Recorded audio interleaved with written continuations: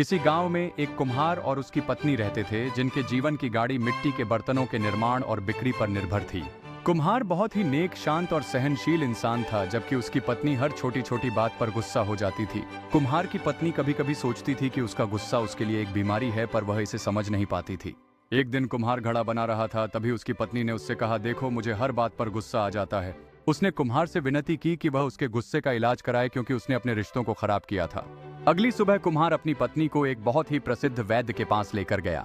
वैद्य ने कुम्हार की पत्नी की बातें ध्यान से सुनी और सोच में पड़ गया।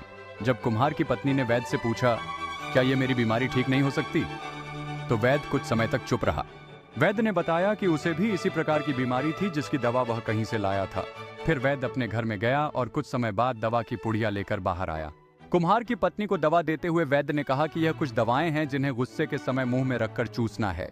एक सप्ताह बाद कुम्हार और उसकी पत्नी फिर से वैद्य के पास आए। कुम्हार की पत्नी वैद्य के चरणों में पड़ गई और उसका धन्यवाद करने लगी। वैद्य ने पूछा, क्या हुआ, आप ऐसा क्यों कर रही हो, मुझे विस्तार से बताओ। कुम्हार की पत्नी ने बोला, आपकी दावा ने तो कमाल कर दिया, जिसकी वजह से हमारे कई सारे रिश्ते टूटते टूटते बच गए। आज मैं अपने पति के साथ झगड़ रही थी, तभी मेरी सासू माँ आ गई। जैसे ही मैंने उनको देखा, आपकी दावा खा ली और मैं बिल्कुल शांत हो गई। इस प्रकार से मेरे रिश्ते बिगड़ते बिगड़ते बच गए। ठीक यही घटना मेरे पड़ोसी के साथ हुई। मुझे गुस्सा आ ही रहा था कि मैंने वह दवा खाई और मेरी लड़ाई होते होते रह गई। अब जब भी मुझे गुस्सा आता है या कोई मुझ पर गुस्सा करता है तो मैं ये गोलियां खा लेती हूँ, जिसका मुझे बहुत लाभ मिल रहा है। वैद्य ने हंसते हुए कुम्हार की पत्नी से कहा, यह दवा नहीं है, ये तो सिर्फ मीठी गोलियां हैं। आपके रिश्ते ठीक हो रहे हैं, जिसका कारण ये मीठी गोलियां नहीं है।